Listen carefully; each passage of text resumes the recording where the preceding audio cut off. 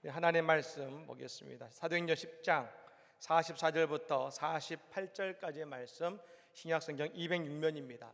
자리에서 일어나셔서 하나님의 말씀을 우리 다 같이 들으시기 바랍니다. 베드로가 이 말을 할 때에 성령이 말씀을 듣는 모든 사람에게 내려오시니 베드로와 함께 온 할례 받은 신자들이 이방인들에게도 성령 부어 주심으로 말미암아 놀라니 이는 방언을 말하며 하나님 높임을 들음이러라. 이에 베드로가 이르되 이 사람들이 우리와 같이 성령을 받았으니 누가 능히 물로 세례 베품을 그 말이요 하고 명하여 예수 그리스도 이름으로 세례를 베풀라 하니라. 그들이 베드로에게 며칠 더 머물기를 정하니라. 아멘. 주님의 말씀입니다. 잘 앉으시기 바랍니다. 우리 지난주 열 말씀이 있죠. 로마서 8장 17절 말씀 같이 한번 암송했습니다. 시작. 자녀이면 또한 상속자 곧 하나님의 상속자 그리스도와 함께한 상속자니 우리가 그와 함께 영광을 받기 위하여 고난도 함께 받아야 할 것이니라. 아멘. 감사합니다. 이번 주 말씀은 8장 18절 말씀을 같이 읽어보겠습니다. 생각하건대 현재의 고난은 장차 우리에게 나타날 영광과 비교할 수 없도다. 아멘. 이 한 주 하나님의 영광이 임하는 한 주가 되시기를 예수님 간절히 축복합니다. 지난 5월 10일 미국 플로리다주 롤린스 칼리지 졸업식장에 한 여학생이 졸업생 대표로 연설하기 위해 올라갔습니다. 지금은 5월 달은 미국 대학 졸업 시즌입니다만, 근데 이 여학생이 쭈뼛대더니 아무 말도 하지 않고 그냥 연단에 서 있습니다. 서 있기를 한 5분 30초간을 서 있었는데요. 이 침묵의 연설이 끝나자 모든 앉아있던 학생들 또 참여한 모든 사람들이 일어나서 기립박수를 친 것입니다. 이 학생의 이름은 엘리자베스 봉커라고 해서 언어 능력을 상실한 자폐인이었습니다. 이 엘리자베스는 15개월까지는 보통 사람들과 큰 차이가 없었다고 합니다. 아이들과 똑같았었는데 어느 날 갑작스럽게 아이에게 자폐가 찾아온 이유로는 불러도 대답하지 못하고 똑같은 행동을 반복만 했다고 합니다. 6살 때에 엘리자베스가 무엇을 원하는지 부모는 알 길이 없고 아이는 너무 답답해서 주먹으로 머리를 계속 치는 일이 반복되었다는 것이죠. 그래서 이 부모님들이 엘리자베스에게 어떤 도움을 줄 수 있는 것이 무엇일까 수소문을 하는 가운데 이 타이프를 통해서 타자를 통해서 타이핑 교육을 통해서 자신의 이야기를 할 수 있는 그것을 알게 된 것입니다. 그래서 드디어 엘리자베스가 좋아하는 색이 핑크라는 것도, 그리고 그 아이의 마음이 괴로움이라는 것도 알기 시작했습니다. 선생님이 이 엘리자베스에게 물은 것이죠. 자폐의 가장 큰 어려움이 뭐니? 그때 한마디로 이렇게 글자를 쓴 것입니다. Not talking, 말할 수 없는 것. 부모와 주변의 사람들의 도움으로 학업을 계속했고 대학을 졸업하게 되었습니다. 4.0 만점에 4.0으로 대학을 졸업하게 된 것이죠. 그리고 그녀가 이 졸업 연사로서 나가서 연설을 할 때에 말을 할 수 없으니 한 글자 한 글자 손으로 타이프를 쳤을 때 그 연설문이 음성으로 변조되어서 졸업식장에 있는 모든 사람들에게 그녀의 연설이 알려지게 된 것입니다. 이런 연설을 했다고 합니다. 저는 자폐 증상으로 말을 하지 못합니다. 신경 운동의 문제로 혼자서는 양말을 신지도 셔츠 단추를 잠그지도 못합니다. 저는 운 좋게 글씨를 통해 의사 전달하는 방법을 배웠습니다. 그런 저에게 꿈이 있습니다. 전 세계의 언어장애 자폐인이 3,100만 명이 되는데 그들은 침묵의 감옥에 갇혀 있습니다. 저는 그들이 침묵의 고통에서 벗어나 스스로의 길을 개척하도록 돕고 싶습니다. 2차 세계대전 때에 나치의 암호를 해독한 알란 튜링의 말을 인용하고자 합니다. 상상조차 못했던 일을 해내는 사람은 어느 누구도 예상하지 못했던 사람들이다.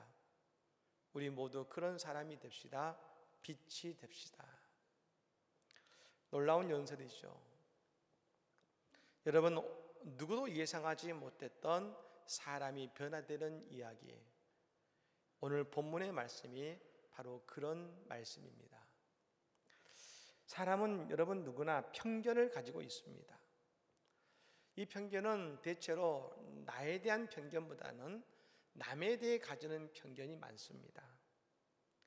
우리는 지금 모두리 새세면 전도축제를 우리가 준비하면서 진행하고 있습니다만, 우리가 전도하기 가장 어려운 이유가 무엇일까라고 했을 때 많은 분들이 뭐라고 말씀하시냐면 용기가 없어서요 라고 말씀하십니다.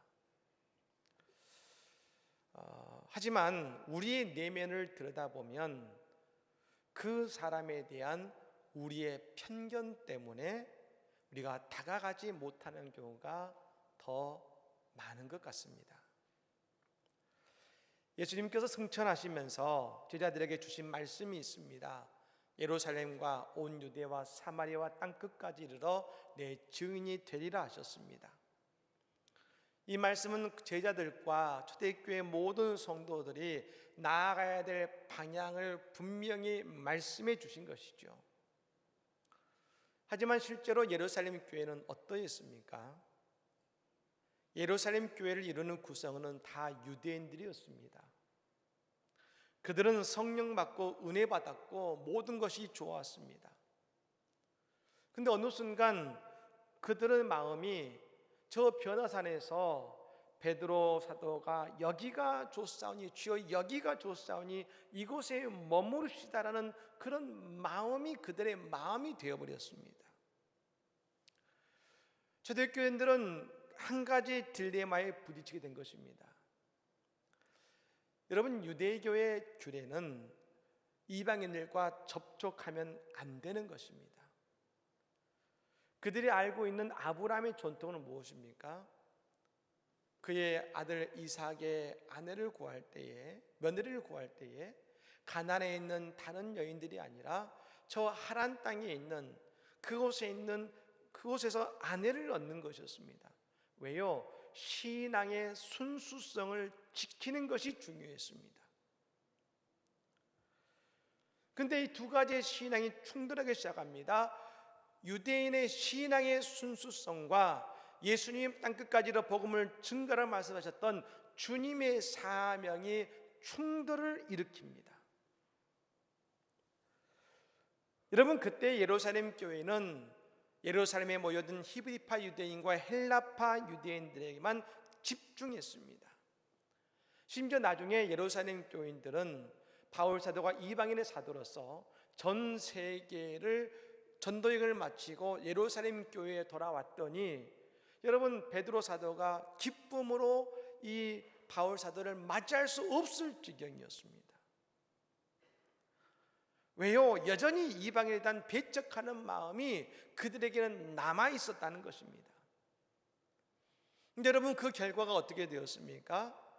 하나님께서 구원의 중심축이 되게 하셨던 예루살렘 교회의 촛대를 11장에 나오는 안디옥교회로 옮기셨습니다. 그 이유는 딱 한 가지입니다. 아무리 그 예루살렘 교회에 위대한 사도가 있다 하더라도 땅끝까지 복음을 전하라는 예수의 말씀에 순종한 교회였던 안디옥 교회를 하나님은 들어 사용하신 것입니다. 여러분, 예루살렘 교회의 안타까운 점은 무엇이라 할 수 있겠습니까? 기도하면서도 편견을 깨뜨리지 못했다는 것입니다. 편견은 그렇게 힘든 것입니다. 오늘 우리의 삶의 새로운 변화와 주님의 축복을 경험하길 원하십니까? 주님께서는 우리의 편견을 깨뜨리라고 말씀하고 계시는 것입니다. 편견은 축복의 장애물입니다. 오늘 그 편견을 깨뜨림으로 축복받는 우리 모두가 되기를 예수님으로 간절히 축복합니다. 근데 여러분, 오늘 이 편견을 깨뜨리시는 하나님의 이 사건을 보게 되는데요, 바로 오늘 고넬료의 집에 일어난 성령 강림의 사건입니다. 흔히 오순절 성령 강림 사건에 비견되는 오늘 이 사건을 뭐라고 말하냐면 이방인의 오순절, 가이사라의 오순절이라고 말합니다. 이 고넬료 집이 가이사라 빌립보에 있었거든요. 그래서 가이사라의 오순절이라고 부른 것이죠. 45절에 오늘 그때의 모습을 이렇게 말합니다. 우리 같이 읽어볼까요? 45절입니다. 베드로와 함께 온 할례 받은 신자들이 이방인들에게도 성령 부어 주심으로 말미암아 놀라니. 아멘. 바로 그 고넬료 집에서 누구도 생각지 못했던 놀라운 일이 일어났습니다. 바로 그곳에 성령이 임하는 사건이 벌어진 것입니다. 그러니 같이 갔던 베드로를 따라갔던 사람들이 뭐라고 합니까? 놀랐다겠습니다. 정확한 것이죠. 어떻게 이런 일이 있을 수 있을까? 여러분, 흔히 우리가 저 사람은 안 돼, 저 사람은 도저히 예수 믿기 어려워, 아니 믿을 수 없어 라고 말하는 사람들에게 성령이 임하신 것입니다. 밀턴의 신라권이라는 책에 보면 사람이 천국 가서 3번 놀란다고 말합니다. 첫 번째는 저 사람은 반드시 천국에 갈 거야, 다른 사람은 못 가도 저 사람은 천국 가지 라고 생각했던 사람이 천국에 안 보이더라는 것입니다. 그래서 첫 번째 놀랍니다. 두 번째 놀라는 것은 다른 사람은 나가도 저 사람은 천국 못 가, 저 사람은 안 돼 라고 말했던 그 사람이 그 사람을 천국에서 만나서 두 번째로 놀라고, 마지막 세 번째는 천국에 와 있는 자기 자신을 보고 놀란다고 말합니다. 오늘 말씀에 보면 말입니다, 고넬료는 착해서 믿음이 좋아서 성령을 받았다고 이야기할 수 있습니다. 그러나 오늘 여러분, 고넬료의 집에 함께 모여 있는 사람들 가운데는 예수를 믿지도 않고 예수님이 누구인지도 잘 모르는 이들이 많았습니다. 그런데 그 모든 이들에게 성령이 임하신 것입니다. 예, 여러분, 이들은 저 오순절 마가의 다락방처럼 한마음이 되어 기도한 것도 아닙니다. 열흘간 기도했던 것도 아니었습니다. 그런데 그런 아무것도 아닌 그들 가운데 성령 강림이 고넬료의 집에 모인 모든 이들에게 임했다는 것입니다. 사랑하는 여러분, 오늘 우리는 과연 신앙에 어떤 편견을 가지고 계십니까? 오늘 우리도 은혜 받을 곳, 은혜 받을 사람을 우리의 마음에 정해놓고 있지는 않으십니까? 아니, 오늘 우리 스스로도 나는 이런 은혜 받을 자격 없어, 아니 나는 이런 하나님의 일을 할 만한 자격의 사람이 안 돼 라고 생각하고 계시진 않으십니까? 그러나 오늘 우리의 생각과 다른 우리 하나님께서 저 고넬료의 집에 모인 모든 사람들에게 성령 세례를 주셨습니다. 여러분, 그와 같이 오늘 우리 모두에게도 동일하게 성령의 세례, 성령 충만을 주실 줄로 믿습니다. 여러분, 그렇다면 오늘 성령께서 깨뜨리신 또 다른 편견은 어떤 것이 있을까요? 44절의 말씀 같이 한번 읽어보겠습니다. 44절입니다. 베드로가 이 말을 할 때에 성령이 말씀 듣는 모든 사람에게 내려오시니. 아멘. 베드로 사도가 오늘 복음을 전할 때에 성령님의 임재하신 것을 여러분 믿으시기를 바랍니다. 근데 여러분, 이 오순절 마가의 다락방과 오늘 이 이방인의 오순절 가운데 한 가지 다른 점이 있습니다. 오순절 마가의 다락방에서는 그들이 함께 모여서 기도하는 가운데 성령이 임했다면, 오늘 이방인의 오순절인 이곳은 하나님의 말씀을 듣는 중에 성령이 임하신 것입니다. 근데 여러분, 오늘 이 고넬료의 집에서 말입니다, 말씀 듣는 가운데 성령이 임했는데, 성령님은 어떤 분이십니까? 인격이 있다고 했습니다. 신격이 있으시죠. 그 성령님은 우리의 자리마다, 그리고 각각 다른 모습으로 다른 상황에서 우리에게 임하시는 것입니다. 특히 오늘 성령 강림은 베드로가 모든 말씀을 다 마친 이후에 임한 것이 아닙니다. 말씀을 한참 전하고 있는 가운데에 성령님이 임하셨습니다. 저는 이 말씀을 묵상하면서 이런 생각이 들었습니다. 성령님의 마음이 급하셨던 것 같다. 예, 고넬료의 사모함 때문이기도 하겠지만, 근데 왜 하나님은 말씀을 전하는 도중에 성령이 임하게 하셨을까? 저는 이 한마디가 참 중요하다는 생각이 들었는데요. 한번 따라해 보실까요? 성령이 말씀을 듣는 모든 사람에게, 할렐루야. 여러분, 이 가운데 성령이 말씀을 듣는, 이 듣는이란 말이 참 중요한 것 같습니다. 여러분, 이 듣는이란 말이 헬라어 원문으로 해석해 보면 경청하다, 묵상하다는 뜻입니다. 즉 오늘 이 베드로 사도에 들려지는 그 말씀을 그것에 있는 모든 사람들이 경청하며 깊이 묵상하며 들었다는 것입니다.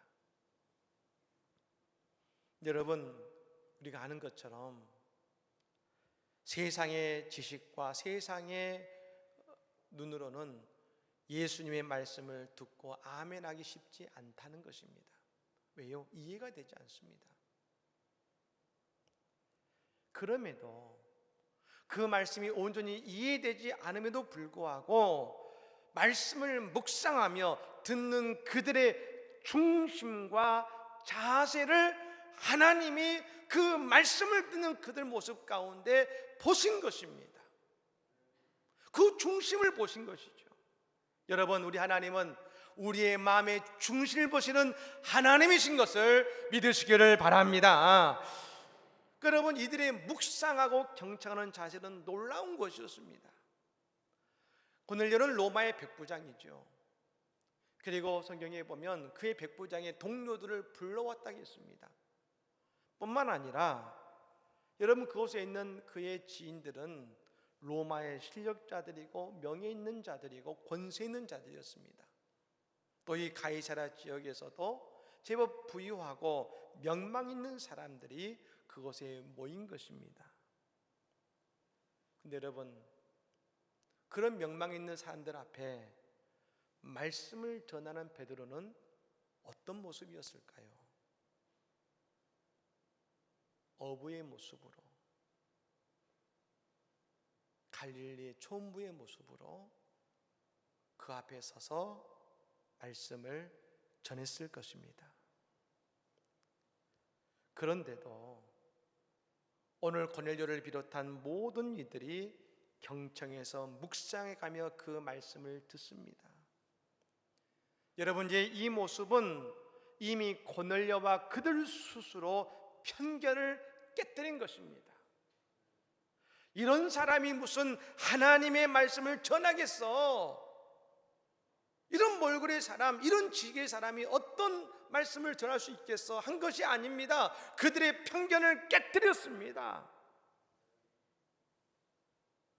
비록 초라한 베드로의 모습이라 하더라도, 그에게 지식이 없다 할지라도 그들은 그 말씀을 집중하며 경청하며 묵상했습니다. 그러자 성령님께서는 말씀을 듣는 고넬료와 모든 사람들에게 말씀을 듣는 가운데 성령을 부어주신 것입니다. 왜요? 이 말씀은 묵상한 넋에 떨어지는 게 아니거든요. 예수님에 대한 말씀은 오직 성령님만이 풀어주시고 믿을 수 있게 하시는 것입니다. 그렇습니다. 성령이 임재하자 성령 받은 모든 사람들이 베드로에게 들었던 그 하나님의 말씀을 깨닫습니다. 여러분, 그러자 뭐라고 합니까? 모두 다 하나님의 높음을 찬양하고 방언으로 하나님의 높음을 기도하고 찬양했다고 했습니다. 네. 이때 여러분, 그들은 어떤 찬양을 불렀을까요? 아마 이런 찬양 아닐까요? 예수로 나의 구주 삼고 성령과 피로써 거듭나니 이 세상에서 내 영혼이 하늘의 영광 누리도다. 이것이 나의 간증이요 이것이 나의 찬송일세.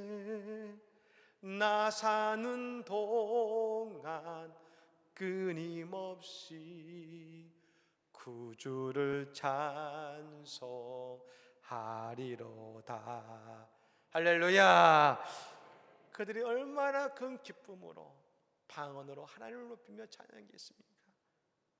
여러분, 오늘 그 찬양과 그 높임이 우리의 찬양과 높임이 되기를 간절히 축복합니다. 마지막으로 이런 베드로 사도는 스스로의 이 편견을 깨뜨리는 결단을 내립니다. 그것은 다른 것이 아니라 세례를 주기로 결정한 것입니다. 47절의 말씀 같이 읽어볼까요? 같이 읽습니다. 이에 베드로가 이르되 이 사람들이 우리와 같이 성령을 받았으니 누가 능히 물로 세례 베품을 금하리요 하고 아멘. 베드로 사도는 오늘 성령님께서 이들을 인정해 주셨으니 세례를 주는 것이 무엇이 문제인가 하면서 예수 그리스도 이름으로 그들에게 세례를 베푼 것입니다. 베드로가 진정으로 깨달은 하나님의 역사는 성령님의 은혜는 사람의 생각을 넘어선다는 것을 다시 한번 깊이 깨달은 것입니다. 그리고 오직 한 가지를 결단합니다. 성령님이 인도하시는 길로 나아가고 성령님이 인도하신 길로 행해야겠다. 그것이 이들에게 세례를 주는 것이었습니다. 예, 우리는 편견을 가질 수 있지만 성령님은 편견이 없으신 분이십니다. 그러니 우리가 성령으로 행합시다 라는 말씀이 너무나 소중한 이유가 여기에 있는 것입니다. 성령으로 행하면 우리는 절대로 내 생각과 편견에 갇히지 않습니다. 우리가 성령대로 행한다면 우리는 하나님의 위대하신 일을 감당하고 행하게 될 줄로 믿습니다. 제가 어제 병상에 계신 한 성도님의 그 어머님의 병상 세례들을 해드렸습니다. 요양원에서 오래 계셨고 치매가 있으셔서 최근에는 그 자녀들도 알아보지 못하셨다고 합니다. 그 자녀들이 와도 알아보지 못하시고 그러는데 이제 연세가 많으시니까 이제 꼭 세례를 드려야겠다고 마음을 먹고 부탁을 요청을 해오셔서 가서 세례를 드리기 위해 그 요양원의 면회실로 들어갔습니다. 근데요, 그 어머님께서 그 자녀들을 알아보시면서 자녀들을 한 명 한 명 말씀하기 시작하신 것이죠. 그리고 그 모습이 얼마나 이렇게 밝고 소녀 같든지. 제가 세례 문답을 하면서 여쭈었습니다. 예수님을 믿으십니까? 그러니까 예, 감사합니다 그러시는 거죠. 또 여쭈었습니다. 예수님을 사랑하십니까? 예, 그러시죠. 제가 세례를 드리고 기도해 드리는데요, 기도 끝나고 봤더니 두 눈에 눈물이 그런 게 계신 거예요. 그리고 한마디 하시죠. 고맙습니다. 자녀분들은 오시면서 어머님이 못 알아보실 텐데 하고 염려하고 들어왔습니다. 근데 그 어느 때보다도 가장 밝은 정신으로 맞아주시고 그 세례 받으시는 모습 속에 온 가족이 얼마나 큰 은혜를 받았는지 모릅니다. 사랑하는 여러분, 우리 하나님은 좋으신 하나님이심을 믿으시기를 바랍니다. 오늘 우리는 어떤 편견에 붙들려 있습니까? 오늘 이방인의 오순절은 세상의 편견을 깨뜨리시는 하나님의 위대한 사랑의 표현을 우리는 보게 된 것입니다. 우리 모두 다 특히 이번 모세 때에 나는 복음 전할 수 없어,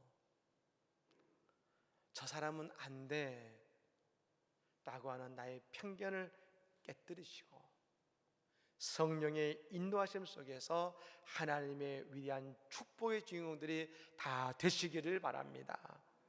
오늘 우리의 인생의 홍해와 같은 문제 앞에서, 이 홍해 앞에서 이 문제는 해결될 수 없어 라고 내 편견에 사로잡히는 것이 아니라 모세를 통해 홍해를 가르신 하나님께서 이 문제도 해결하실 것이다 믿고 믿음으로 내 편견을 버리고 성령님의 인도심으로 나아가시기를 바랍니다. 그때 내 인생의 홍해를 가르시며 우리의 인생의 그 문제를 해결하시고 축복하시는 하나님의 위대한 구원의 역사를 우리 모두 다 경험하고 누리게 될 줄로 믿습니다. 이 축복의 주인공들이 다 되시기를 예수님으로 간절히 축복합니다. 아멘.